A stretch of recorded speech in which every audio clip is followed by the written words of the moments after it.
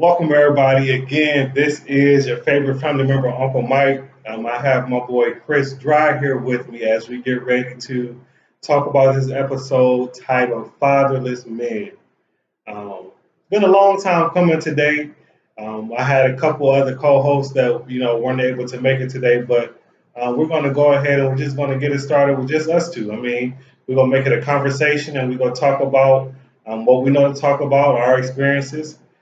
One thing about it is when you're being real and you're being honest, I mean, you just come from the heart. So that's what we're going to do. We're going to have a conversation. Hopefully, it reach your heart. Hopefully, you have some good feedback, about the topic. I know you will because, I mean, a lot of us can relate. So I'm going to go ahead and introduce my co-host for today. I have my brother, again, Central State, one of Central State finest. Graduated class of 2011. Yeah. He came in and took the campus by storm with the media, as far as videos, as far as flyers. If you remember Chocolate City, you know my boy Dry.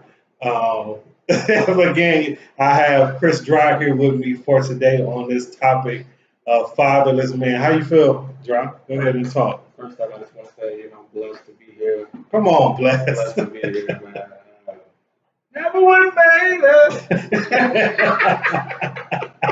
Yeah, we're gonna need that energy for this, Right. definitely for this topic. What's good? We're gonna need that energy. Again, so we're doing something a little bit different today. We are actually recording the video, and then we are going to post it to YouTube and Facebook. So for those who are listening audio, make sure you click onto the YouTube page and watch the video. For those of you who are watching, you actually see behind us, my boy Chris Drye is an art trapper. I really love that term. We ain't out here slanging drugs. We ain't out here doing none of that. But he out here, dope. exactly. But he out here trapping with his art. So as you see right here behind, that is an exclusive picture that he actually made specifically for me. It will be hanging up in my house. I'm so excited to have that there to support my brother. It's a dope picture. If you have any artistic needs or whatever, I mean, he do clothes, he do shoes, does painting. A graffiti artist, more than a graffiti artist, but make sure that once you see the information in the bio of this video, make sure you reach out to him. So we're going to go ahead and we're going to get started. Again, I said it was supposed to be like a group of us, but I mean, it's only two of us here and we're good. We're going to make it do what it do. So we're talking about fatherless men today. I want to open up the conversation with what is your current relationship with your father today? It's I don't even know how to explain it. Like we live in the same city. We live less than 10 minutes away. You know what I'm saying? And we haven't really had like a good relationship since I was about maybe sophomore in high school, so like Okay. 14, 15. You know what I'm Okay. saying? I'm 28, so Why was the well? I guess before I get into the questions, I'll go ahead and explain my current relationship with my father, and then we'll get into the questions. My current relationship is I actually like just started to reach out to my dad's side of the family. I've been to a couple engagements, and they came to a couple engagements on my side, and every time I see my dad, I talked about it in on this podcast before.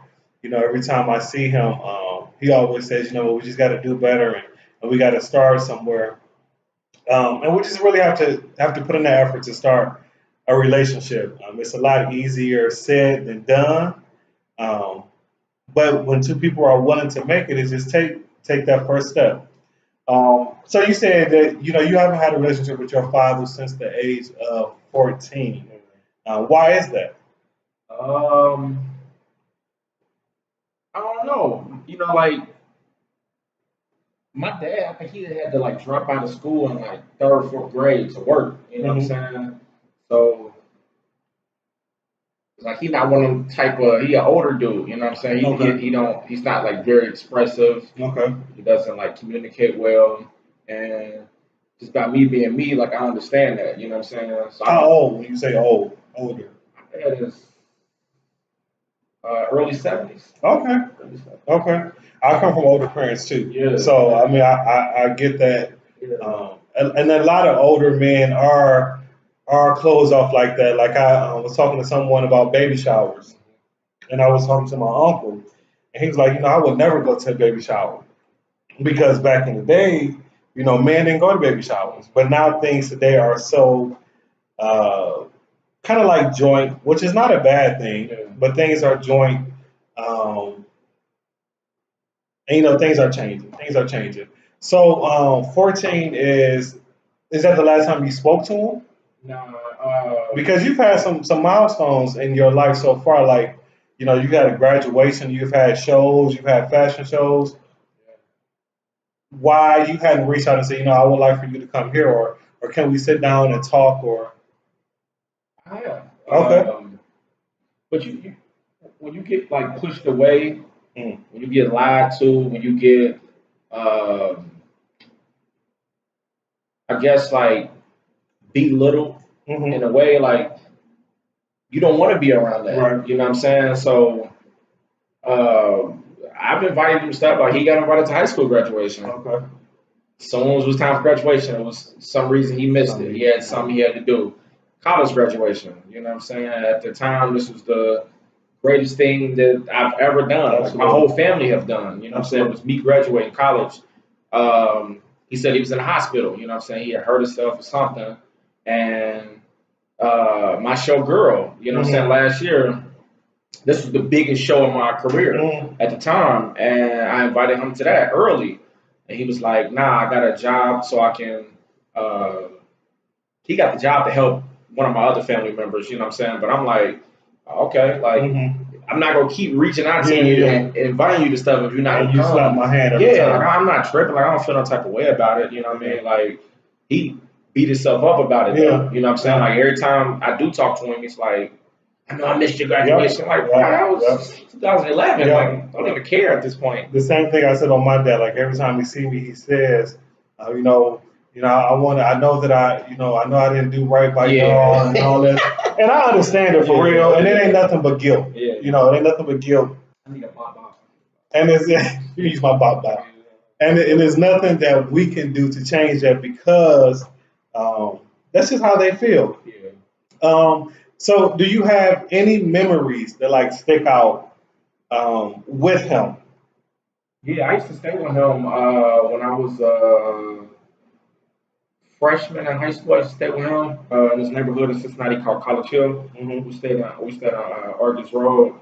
I stayed with him for a little while. I used to go to work with him. You know, so he a contractor. He know how to fix anything. You know what I'm saying? Can build anything. He used to take me to work with him when I was around between like 13 and 15.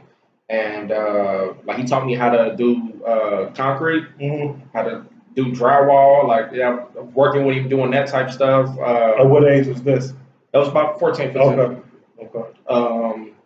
So I did know how to do that stuff. I didn't like it, you know what I'm saying? Like he paid me to work with him, you know what I'm saying? So it was cool. You know what I mean? He used to give me a lot of money, you know what I'm saying, like growing up. Like I remember being in like 8th grade with $120. Like, you know what I mean? That's not a lot now, but it's like I'm 13. No, I wasn't even 13, I was 12. I'm like 12 years old, $120. Like you know how many snacks that is? We said in Wind Terrace. I'm catching the 47 Wind Terrace down to the mall downtown, Crew Town. I'm going to Pecans. I'm getting shoes. You know what I'm saying? Like this, but I ain't had that time though. You know what I'm saying? It's different. Like when you being financially active than being physically active. You know what I'm saying? You dropping some money off and bouncing. Like I got lessons that I need to learn, my G. And you ain't teach me them. So right now he going through some health issues and some serious health issues.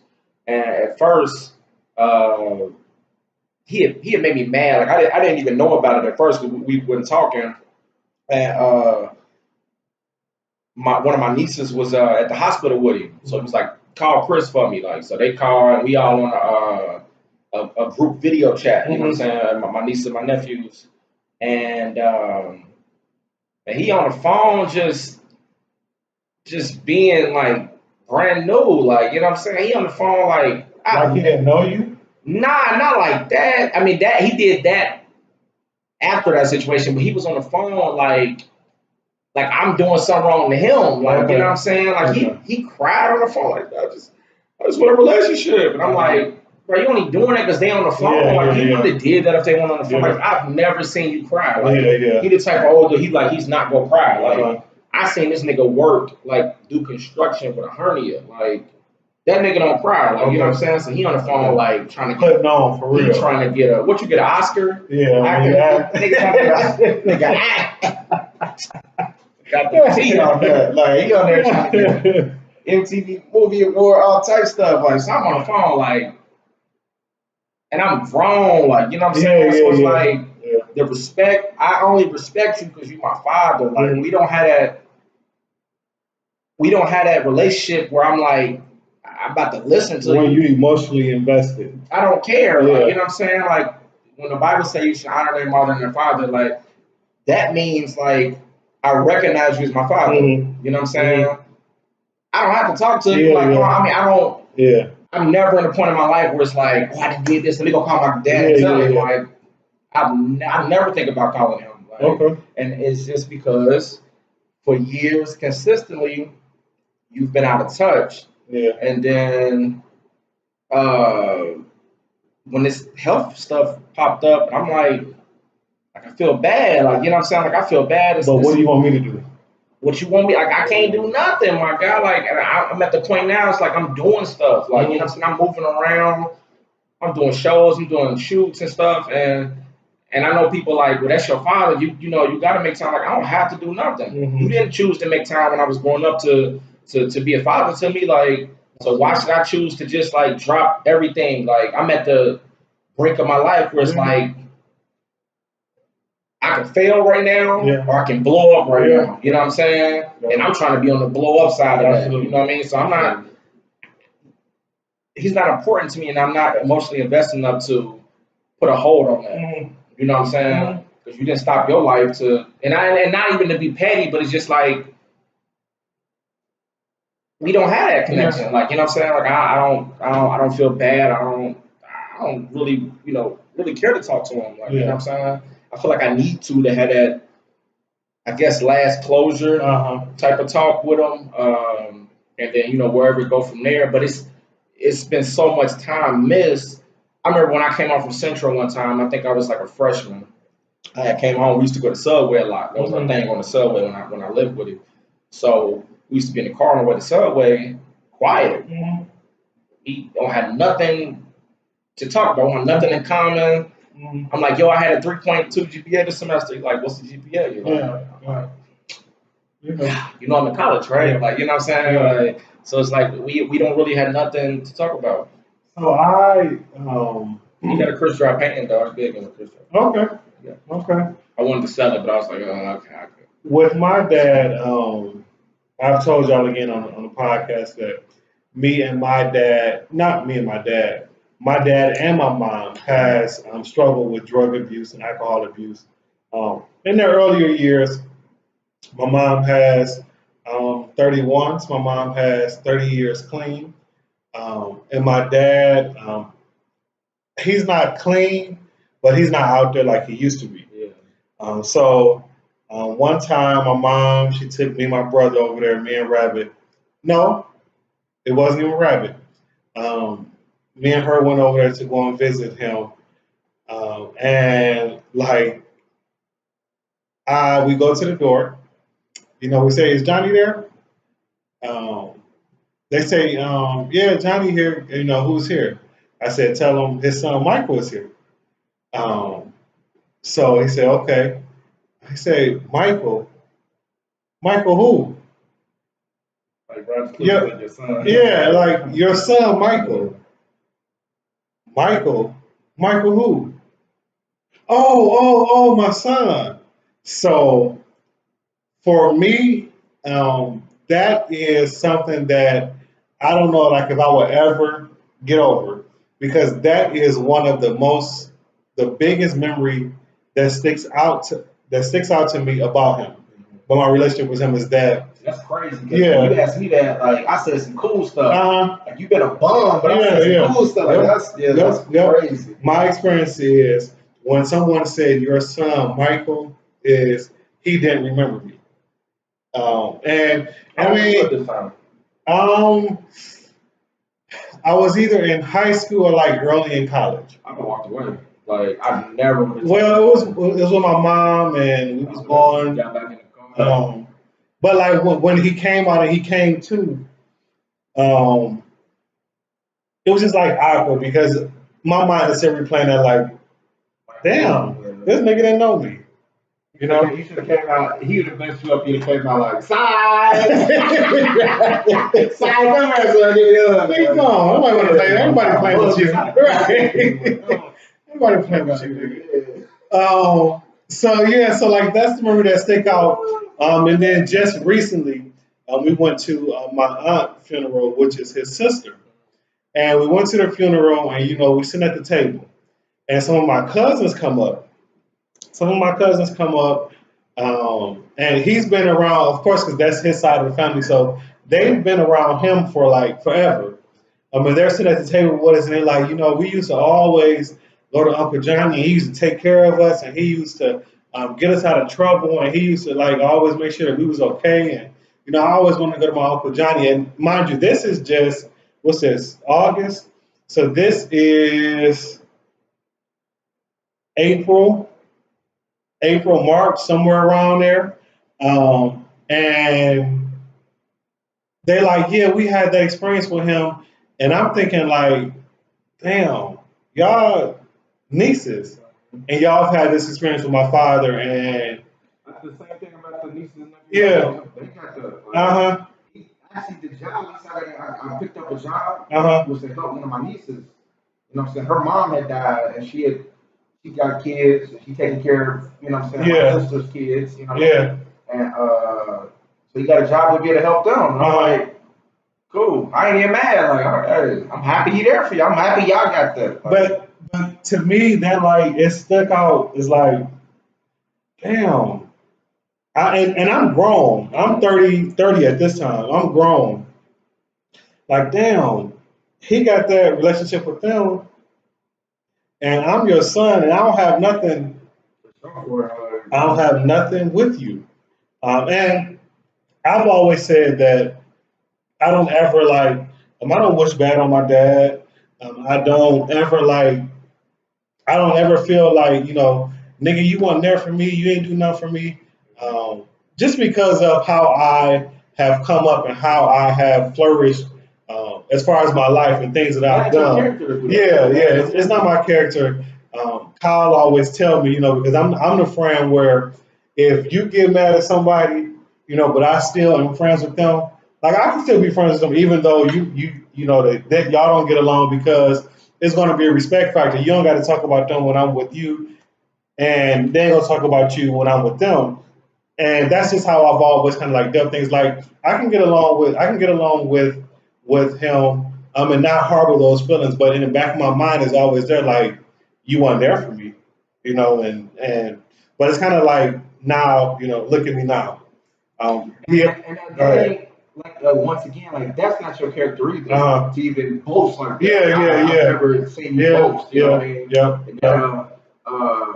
God is like put you on like a pedestal. And everybody who went to a black college uses this word. I'm so sick of this word, but I always come to mind like God has like helped you matriculate. Matriculate. We're educated. God has brought you to this point. You can take everything away, like you know what I'm saying. Like you like, look, I did this with like I did this with my might. You know what I'm saying? Like, you take all that, like you're not even there because of you. You're there because of me. You know what I'm saying? Absolutely. And you don't want to look at it like that. So I think it may be like a little. He see that though.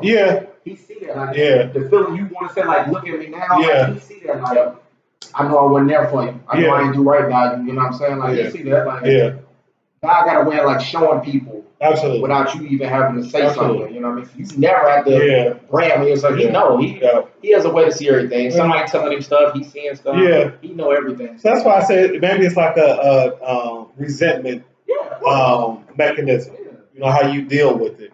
I want to, like, when I have kids, like, I want my kids to, like, mess with me, though. Hold on, don't go to kids yet, because that's one of my questions. Got you. This is my show. I run this. My bad, show, man. My bad, show, man. You know, your Googles, man. I know, right? You're right. You're right. Yep, you're right. And I don't ever, I mean, I say that, but of course I would never, like, put it up in anybody's face like that. Because I know all glory belongs to God. For where I'm at. Yeah. He's salty because he wasn't one of the ones that used to bring this stuff in your life. You know what I'm saying? He wouldn't, he didn't do nothing. You know what I'm saying? So that's why he's salty. Like, he wanted to be the one. Other people gave it to you. Absolutely. You know what I mean? Absolutely. Man, other men, like, you filled voids. Yeah. But it's still like, you made me, bro. Like, you know what I'm saying? Like, this man ain't make me. You made me. Yep. It covers and it what's the word? It kind of fills that void. Yeah, it kind of fills that void. So my next question that you jumped ahead of was like, did it ever, with you having a relationship with your father, did it ever haunt you about having kids or wanting to have kids, or is it something, because you don't have any kids now? I have a son, and I'm going to give my experience about it after yours. But like, does that play a role in, like, either I don't want kids because I want to make sure that this is right and this is right, or is it that I want kids because I know for sure that I'm gonna be the bomb dad? Oh, okay. Part of me is like, everybody tells me this, and that's why I had to change the answer. Like, everybody tells me this, opposed to me thinking it.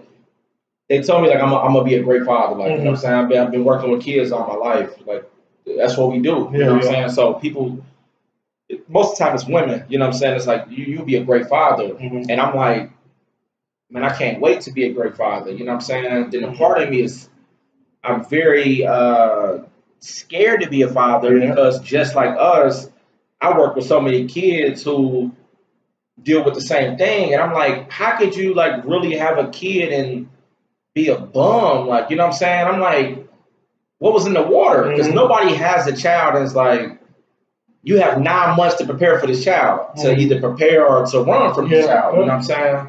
So in my mind, I like to give people the benefit of the doubt that they prepare for it, or at least it was on their mind. Dang, shorty pregnant, like, man, I gotta get some Pampers. I gotta get a job. I gotta get on my stuff. Like, you know what I mean? I try not to think that someone can just be like, I got a baby in the way. Like, I don't even care. Yeah. You know what I'm saying? And it's like, bro, you really have a child. Like,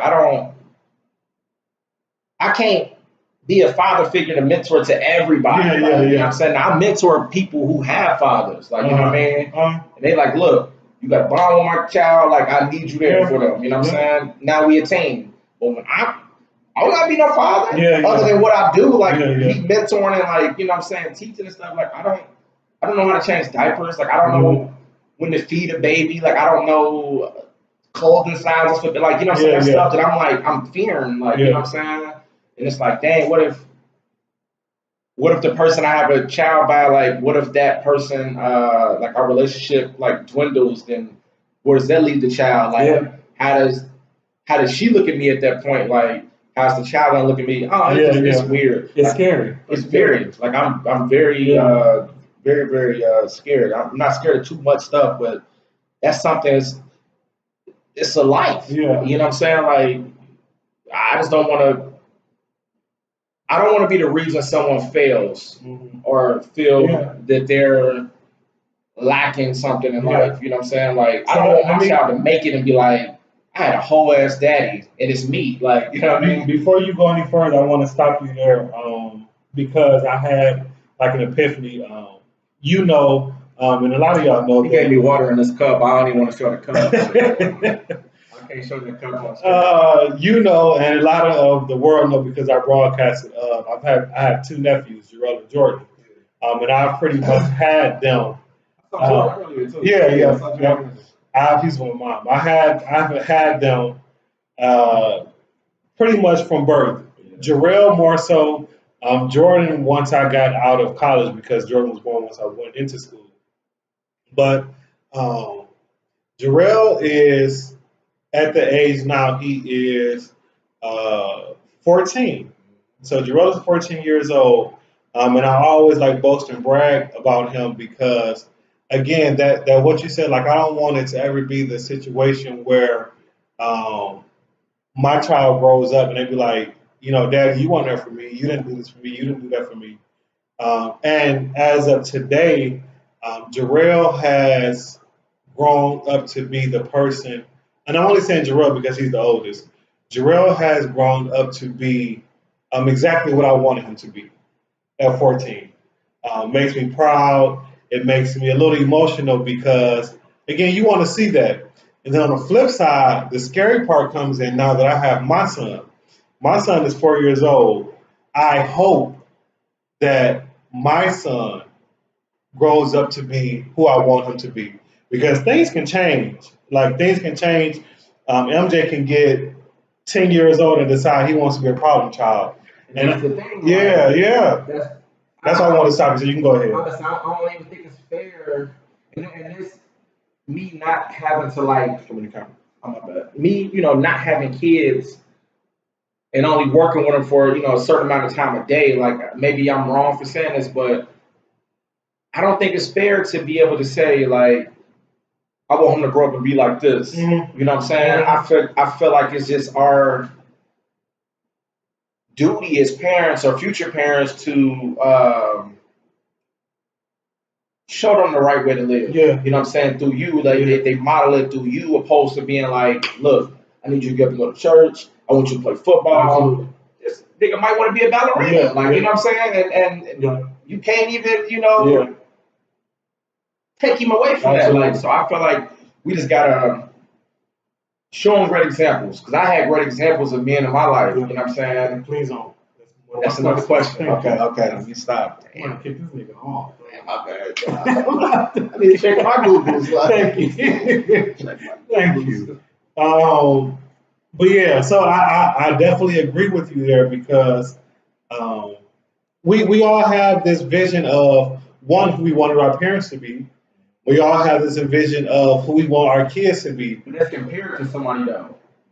Because you want to know, want to know what a good mother was. And if you've seen somebody, one of your friends, like, y'all eat 3 meals a day. Like, if you take y'all to Kroger, y'all go to Kalahari, you know what I'm saying? Like, you wouldn't know that. Because I didn't know that we were really struggling. Like, we had moved to this neighborhood called Winter Terrace when I was in the 4th grade. Mm-hmm. Winter Terrace rough, like, you know what I'm saying? And I didn't know we were struggling. Until, you know, I'm playing football, Little League, and I would go to, like, my friends' houses who stayed in, like, Forest Park. And they got, you know, actual. He's talking about Cincinnati. So they have actual, you know what I'm saying, like houses, they have cars, they have money, they have food, they have groceries. Like, and I'm like, wow, like you got a bed with like 10 different sheet sets. Like, I got a mattress that's like that thin. Like, you know what I'm saying? You know, you ever bought like a pack of notebook paper? Like, my mattress was like that thin. Like, you know what I'm saying? Seriously. Seriously, like, you know what I'm saying? So it's like, now I'm like, man, my mama is not popping. Like, she working precious. And I remember, I was just talking to somebody about this, but I was in the 8th, I told you last night. So I'm in the 8th grade, in Mr. Current class at Wynn Hills Academy. And he just randomly asking people, like, well, where do your parents work? What your parents do? And I'm like, people saying, like, you know, nice jobs. You know, you do a banker at PNC. You work at the Marriott and or you know whatever. Yeah, I'm not putting that on the screen. So now you're on the cup for y'all listening. It's not going on the screen. But my mom worked at Frisch's. I was very embarrassed about that. I'm like, your mom worked at PNC Bank. Mr. Curran, please don't ask me where my mama worked. Like, you know what I'm saying? Because it was like a level that I feel like we weren't there yet. Kids would be bringing. I told you my dad gave me money, but it went like it was like every week. You know what I'm saying? This is like sparingly, you know what I'm saying? Yeah. Kids had like stacks on them, like, you know what I'm saying? I'm like, man, your mama gave you that? Like, you got fives, you got, you got $100 bill, like, I'm like, so. Which is out of line. Like, should no kid be bringing $100 bill?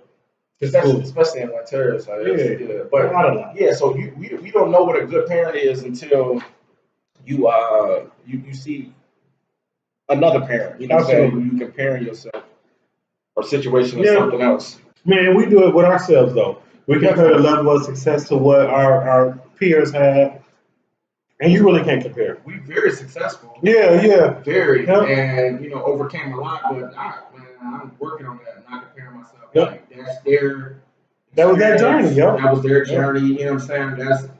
That's what they had to go through. You know what I'm saying? I'm going through what I'm going through, and it's not at the same pace, but it's at the right time. Yeah. You know what I'm saying?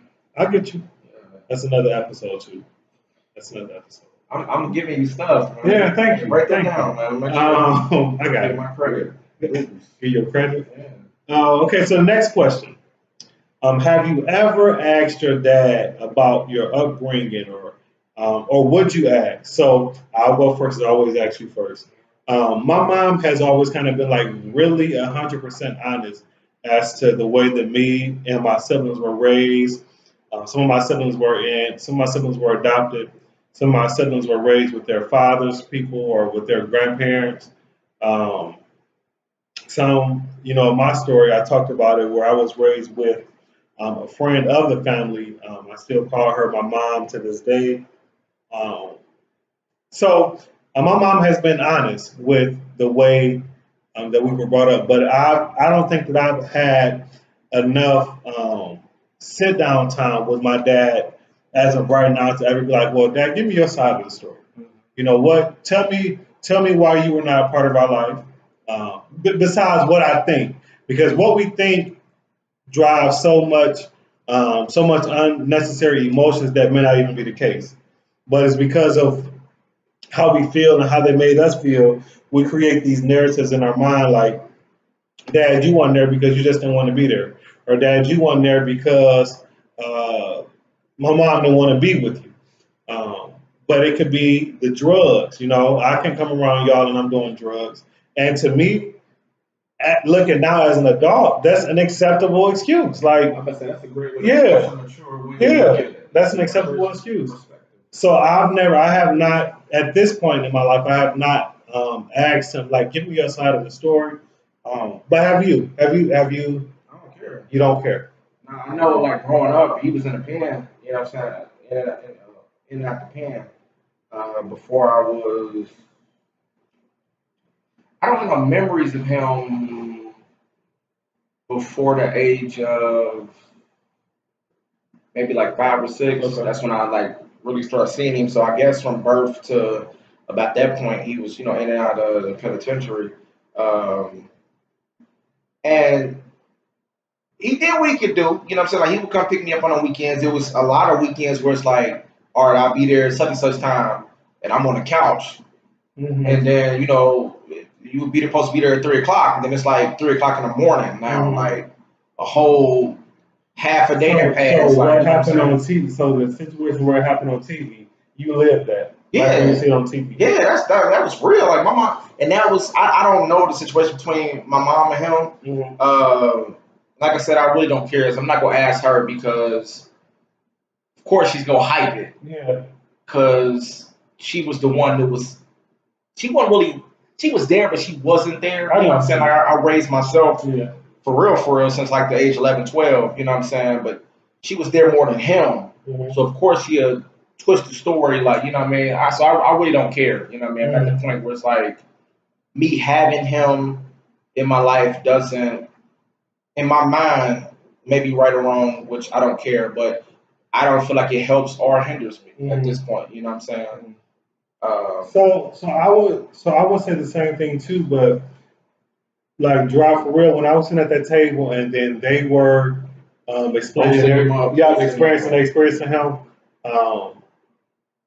like for me to sit at that table, I don't know, I felt like, as crazy as it sounded, I felt like that's my dad. Like I was proud, even though I didn't have a relationship with him, I was proud just for that, just for those few moments, only because I've never been able to say, "Hey, Dad, what you doing, Dad? You need anything? You need me to come and do something? Can I have?" So I don't know, like it kind of pushed me back into like being a little kid, for real. It pushed me back into being uh, uh, a young kid where I've never like expressed that I needed my dad, but just that relationship to have with him, I don't think that no one would say, no, I don't want a relationship with my dad. Like I wanted a relationship with him. I wanted him to be around, but I never expressed it. But when he was around, just at the funeral, I was like, I felt like a little kid, like reaching up, like, "Hey, Dad." A matter of fact, I took him home that day, and it was like, no, it was like, "Dad, I'll take you home. You need me to take you home? Yep, I'll take you home. How you gonna get home? You all right? You need anything?" Like it just clicked. It just clicked. Um, yeah, which was really weird though, because I would have never thought that I would feel that way about him. You just blacked out. Yeah. Instinct that you did. It was like a fantasy. Yeah. It was like a fantasy that I was actually living out. I'm taking my dad home. Yeah. So I didn't think that I ever needed that or ever wanted that, but that hour, it was okay with me. I was fine with it. Epiphany. I know, right? No, it took me. I was talking to my girlfriend about it, and she's the one who's like, Niggas trying to be messy. Niggas trying to be messy.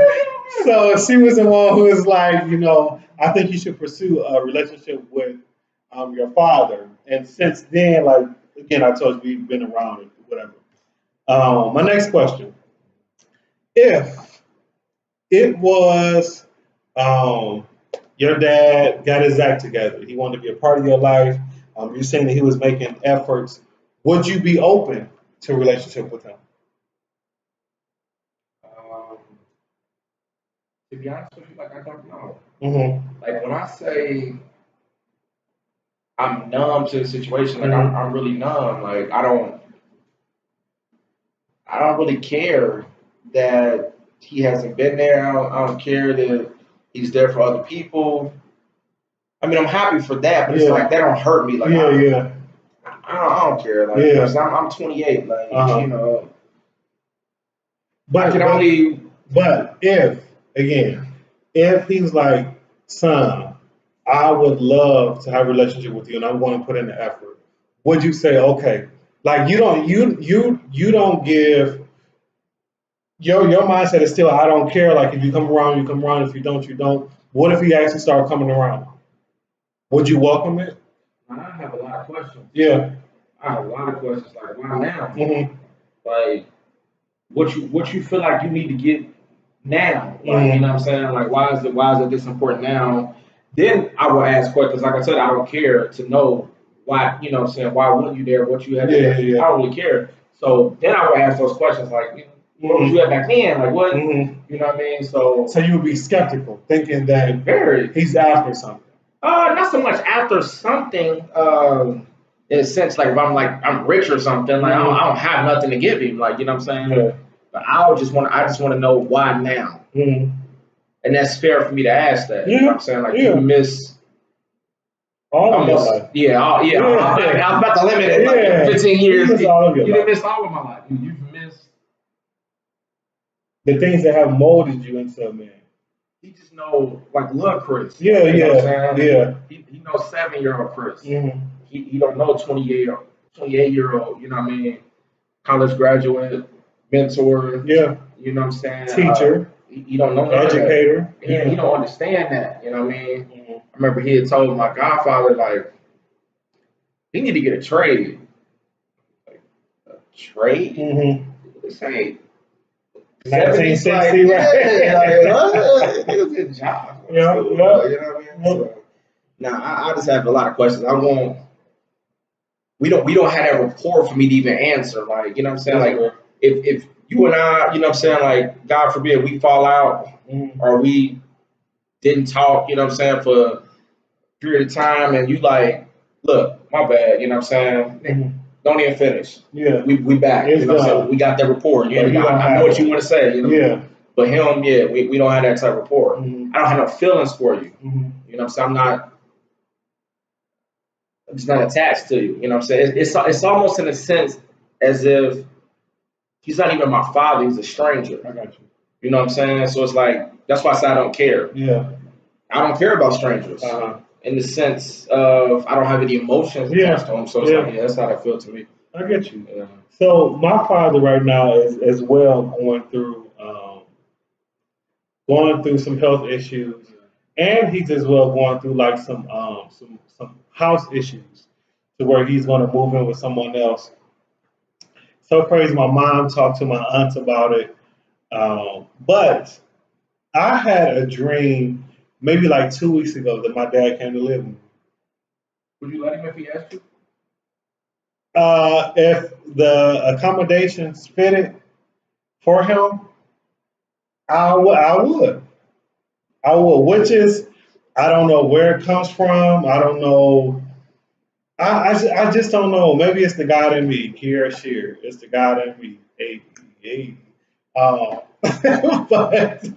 it's the God in me. And praying 3 months, I ain't got God in him. Like, oh. So I like it would definitely be considered.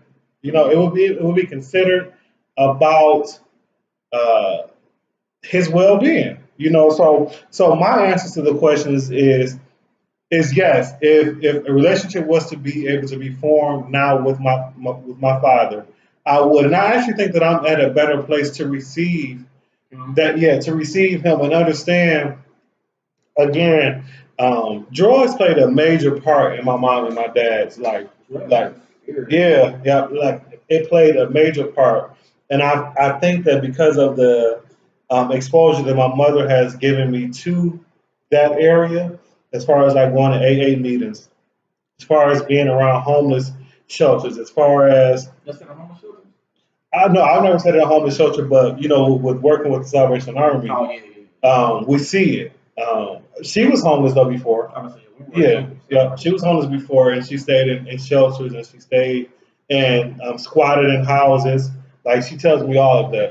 Side note on that, because it be people out there who really be thinking like I ain't from the hood though. You know what I'm saying? They be trying to treat me like I had a good life. Like we stayed in like battered women shelters. We stayed in homeless shelters. Like you know what I'm saying? We stayed with people like that wasn't our family. Like you know what I'm saying? People we didn't even know. Like my mom had. I remember when we stayed in Wind Terrace, we had got put out of Wind Terrace, and Wind Terrace is managed or owned by Metropolitan Housing. You know what I'm saying? It's a lot of projects that they have. You know what I'm saying? And they had came and put us out one morning, like all our stuff on the street. And one of the ladies who was the manager of, I guess, the unit who came to put us out or whatever, some white lady, Ginger, like she let us stay with her. I spent my probably second semester of my freshman year. I lived with her in her basement. Like we stayed in her basement. She stayed in Clifton, this area in Cincinnati. Well, you know that lady? Yeah. The lady, she felt bad. Like my mama was homeless with 2 kids. Like we ain't had nothing. Like so now people got to like chill. You know what I'm saying? Because I might say something. They be like, man, he be trying to act like he hard or he struggled. Because like, you don't look like where you come from. That and you know what I'm saying? They used to people like, I guess like being in the streets. Like you can be in an environment and not be of the environment. Like, but they don't know like I almost was. Like, you know what I'm saying? I was about to start selling drugs like my sophomore year at West High. Like, you know what I'm saying? One of my homies from this neighborhood called Westwood, I ain't gonna say his name, but you know what I'm saying? He was about to, give me this pack. I just wanted, I didn't even want to be flashed. I just wanted bus fare, like to get back and forth to school, like and eat. But yeah, like I done been through some stuff. Like people be trying to downplay like my experience, and like you always tell me, like I don't have to like prove to these people. But it's like if it happened, we need to talk about it though. You know what I mean? Like this conversation, let's talk about it. Yeah, like no pun intended. This conversation would typically be a private conversation. Yeah, You and I, absolutely. I would never express Absolutely. this is like a layer of my identity and my life that I wouldn't really expose to the public. Mhm. But it's people who going through the same stuff that we go through. Like Absolutely. they deserve it. Yeah. Side note again. Side note. At church today, the pastor had shout out to City Temple, Seventh-day Adventist Church, Detroit, Michigan. The pastor had said like a appeal. Okay. And he was saying like, if you whatever the appeal was, come down. You know what I'm saying, for prayer. Okay. He was like, don't be scared. It's somebody that might need to see you, so they can come down. And that's what this conversation is like. People need to know that some respected people, have went through the same thing or are experiencing the same thing, for them to be able to be comfortable with themselves and to be able to share and hopefully bring somebody else up and build them up with their experience. So, our experience is not even about us. Like, absolutely. the fact that we had to go through this, like, God could have put anybody through that, but He used us. And you know what? When I was younger, though, I questioned, when we talked about this last night, actually, like I was embarrassed. Like I was embarrassed to say my mom was a recovering alcoholic. Right now, I'm proud to say she's a recovering alcoholic. Shout out my girl. I was embarrassed to say, we talked about our parents being old, and having jobs that we didn't consider worthy enough for us to mention. Like my mom was a custodian. You want to hear me ever say my mom was a custodian? Now I don't have a problem with it. But again, it comes with age. It comes with maturity, and it all takes us to the point where we're at now, where we are thankful and we're able to help someone else out that discuss the situation. I'm glad that this conversation. Again, I told y'all that I was supposed to have like a panel of guests, but it kind of turned out with just me and Drye, and this is really a conversation. And I'm having my brother that we just invited y'all on in because that's exactly what it feels like. This how conversation. Yeah, that's exactly what it feels like, and it's actually made me look a lot lighter. I'm a little thinner now, but it makes one Southwest chicken salad. Man, you down 30 pounds. It makes the whole topic a little bit lighter because y'all see it. Again, I know that y'all probably think that I've had a silver spoon because of what I have exposed you to as a part of my life until you have started hearing the podcast. So this is what this was about. This has always been a dream of mine. This is what this was about. So we're actually going to get ready to wrap up. It is like been 46 minutes and it don't even seem like it. We've been talking. Yeah, I didn't even notice that. Yeah, we've been talking that long. And I know I always say this on my podcast, but it really does. Like the conversation be flowing and flowing and flowing, and you don't even realize the time. So we're going to finish up with like a couple more questions. My next question is, so with not having your father in your life, did you have any positive role models that stepped in and was like, I got you, you don't got to do that. Do you have that experience, or was it like you sought out for these people and then they kind of helped you, or was it like they seen the need and was like, I'm here for you? Nah, nobody really care about me. I'm playing. I have uncles. My Uncle Roddy, my Uncle Junior. He did what he could. My football coaches, my godfather. Everybody stepped in, and I even had like women step in too. You know what I mean? People see what you're going through. So yeah, they stepped in and filled that void. And that's part of the reason why I'm like, I don't care that I didn't have this situation, but I had it though. Yeah. I just didn't have it with you. Yeah. You know what I'm saying? I had it. I had everything that I need. Like I learned how to be a man, you know what I'm saying, from these people, from older friends, you know what I'm saying? my mentors, you know what I'm saying, in college and in high school. So yeah, people stepped up, and I'm very thankful for them people, the relationships that I've built, and that's why I mentor now. Yeah. I don't mentor just anybody, like not saying like I'm that legit. It's like nah, I can't mentor you, but it's like I have the feeling in my heart to see what you lack in, like how I was lacking, you know what I'm saying? And I'm like, you know what?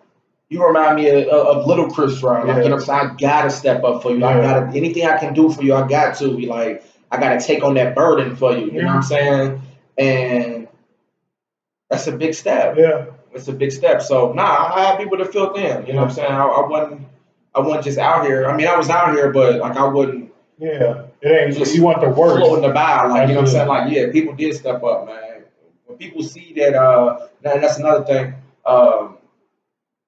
Sidebar again. I got into it with not got into it, but I had a discussion with one of the young guys from my neighborhood and went to in Lincoln Heights. And he was like, "Yeah, we know you ain't do nothing in the streets. Like you ain't putting no work in the streets." And I'm like, it was like a room full of people. Like when he said this, you know what I mean? I'm like, okay, like everybody here know, like you know what I'm saying? Like it ain't like I'm there. Yeah, I'm like they all know. Everybody in this room respect me. Like, everybody respects me in my experience. You know what I'm saying? Yeah. Nobody like he's some whole ass nigga that ain't sell drugs. You know what I'm saying? Everybody respect that. You know what I'm saying? I'm out here being me. What was I forgot. I be doing that. I forgot why I was even telling that story. That was a sidebar, so I can't bring you back. What was we saying before I said the sidebar? We were talking about positive role models and male figures that you have in your life. I'm so sorry, y'all. I always black out. Cause I had a good point. I'm gonna try to finish it and see if it comes back. And your point was, so he was like, right, nigga, hurry up. Like, so he was saying like, you know, you ain't putting no work in the street, and I'm like, okay, like they already know that, like, you know what I'm saying? Like, I'm not out here like acting like I was somebody else. It ain't coming back. It ain't coming back. I hope they come back by the end. I'm sorry. Okay, well, I'll give you my experience. So yes, again, with my mom being in AA, we were heavily involved in the church. I've always had male role models around. I went to the Boys and Girls Club, but the biggest influence, he pretty much like molded me into the person, like what you get. If my brother Will was sitting right here, right now, y'all seen him on a couple of the episodes, and y'all hear me talk about him all the time. If he was sitting right here, like you would think that we were the same person because of the way that he has influenced my life and the way that he has molded me. So that has been my biggest male influence in my life. That since my father was not able to provide that influence for me. So I've never. That's again why I said like when I was with my dad and I felt like that. I felt like a little boy like longing for his father. I've never thought that I would feel like that because pretty much Will had always filled that void.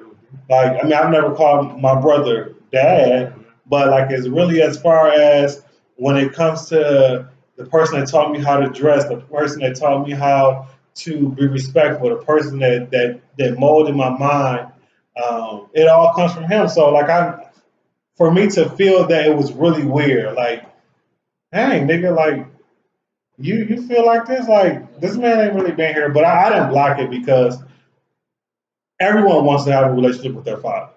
It doesn't always end out that way, or it doesn't always be that way, but ideally, you want to have a good relationship with your mother and your father because of, like, Jar, what you said, of how you compare what you see with other people in their relationships with their parents. So when y'all do right by your kids, like you scar them for life. Absolutely. You know what I'm saying? You cause them to always question themselves. Everybody. Yeah, you question everybody. Like my own, not me, but my own mom and dad left me. Like I can't trust nobody. Like you know what I'm saying? That you go through your whole life missing all type of opportunities and relationships. Social awareness. Like, man, you will miss all that. So we are actually going to wrap up here. I always finish my episodes with, of course, words that you want to leave people with. You go ahead and end yours, and also give people like a way to follow you. And if you have things coming up, go ahead and relay their information as well. Once again, thanks for having me. You know what I'm saying? I've been looking forward to the opportunity to come on the podcast. You know what I'm saying? Since everybody want to say they did one, but since before you was in the planning stage. Absolutely, you was there. You know what I'm saying? I was looking forward to this. So thank you for invite me on. Having a great conversation, which is it's typical stuff. You know what I'm saying? It's this typical. It's just thank you for allowing a platform to highlight it. You know what I'm saying? I am Chris Drye. You can follow me on Instagram, Drye, SEEDRYE. Dry Humor on Instagram, DRYEHUMOR. My website is cdry.com.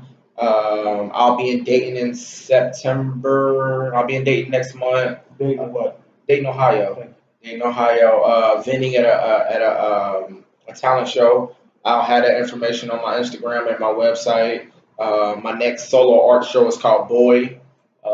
It's one piece right here, Boy. It's one of the first 5 pieces. I haven't even started the show yet. This though, that's mine. I haven't started the show yet, but he got a Boy piece already. So the actual Boy show is October. I'll have the information on my Instagram, my website within the next couple of weeks. Boy stands for Be Only Yourself. So and girl, I did girl last year. Girl is grinding is real life. You know what I'm saying? So it's bigger than boy, girl. You might see me with a girl shirt on. Like it's bigger than that. You know what I'm saying? We grinding every day. So I got some great things in the work. Great promos. My MCM media from Chris Drye Mondays. Every Monday to the end of the year, I'm dropping a visual, a picture or a video. You know what I'm saying? We grinding hard. So check me out. Keep up with me. Trying to take it to the next level, man. Thank God for the opportunities that He gave me, the talents. I'm just trying to use those to inspire the posterity of the world. You know what I'm saying, and get them something to feel proud about. You know what I'm saying, and teach them self-worth to be confident in themselves. So thank you. And your closing remarks as it relates to the topic, Fatherless Men. Y'all niggas need to stop being deadbeats. Tell them. Before President Obama got up out of office, he had a speech that said y'all niggas is bums. That was one of his quotes. Like y'all niggas is bitches. Like but it is very imperative that you really in your child's life. Like don't be that dad that try to pop up when that nigga make it. You know what I'm saying? In whatever field. Like hey son, daughter. No nigga. Like you need to really be there, man. You was a nigga in that room that like looking in her eyes, moaning, making that baby, my nigga. Now, when you make a pancake, my nigga, you eat it. You know what I'm saying? You made that baby, my nigga, take care of it, bro. Yeah. Well, we shoot you now, flag. But y'all need to really take care of these kids, man, for real. That's any. When you make a pancake, you eat it. I don't know how that relates. But. In my mind, it makes sense. It makes sense. I don't care. You know it makes sense. We have to be there, man.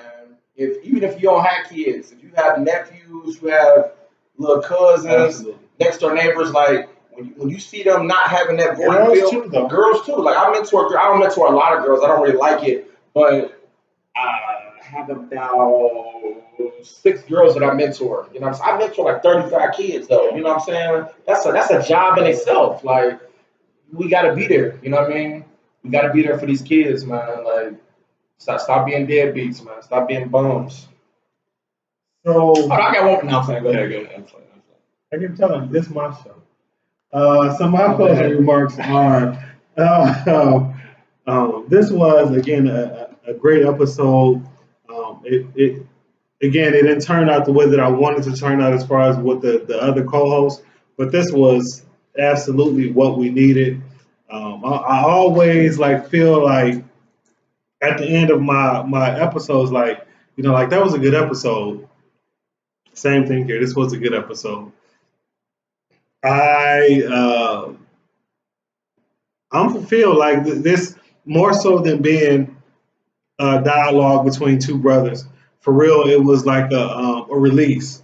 Again, we've had many talks about a lot of situations that we've both experienced, but I don't know if we've ever got like in depth like this about our fathers, which was the first time. And I'm glad that you guys are able to listen to it and to watch it. Again, make sure that you click the link and go to YouTube to watch the video if And you want to watch the video. Yes, and share. And not we not even like to get a lot of views. Like people really need to hear this Absolutely. and be able to see this. So please share. Yeah, Please absolutely. share. It ain't about popularity. I mean, I would love to get 25,000 views and all that, and 25,000 listens on SoundCloud. But really, it is really for the person that needs it, for the person who is experiencing some of these feelings that you don't feel like you have an outlet, or that you feel like you're the only one that goes through. Because I've always felt like, as far as like my upbringing, I told y'all this on another episode.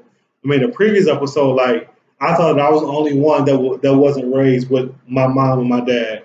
I thought I was the only one that was embarrassed that my mom was a recovering alcoholic. I'm not. It happens to not everyone, but it happens to a lot. So again, fatherless men, be the example for real. Be the example that you didn't have. Be the example that you sought after. Be the example that you wanted. Be the example that someone that you needed when you were growing up. Again, you can follow everything from this podcast. Just look up the hashtag LTAI pod, POD. That's LTAI pod for Let's Talk About a Podcast. If you search the hashtag, you will find everything associated with the podcast. Also, I want to shout out my homegirl, Karen Holt. If you look at the shirt, it say Rags to Riches with the crown. Again, so this is why you need to watch the video. It says Rags to Riches with the crown. And it's a mindset, baby. I mean, I ain't rich, but it's a mindset that I will get there, definitely. So if you want a t-shirt, if you want to look up other merchandise that she has, you can go to Instagram at Rags to Riches 17. It is spelled just how it's pronounced, Rags to Riches.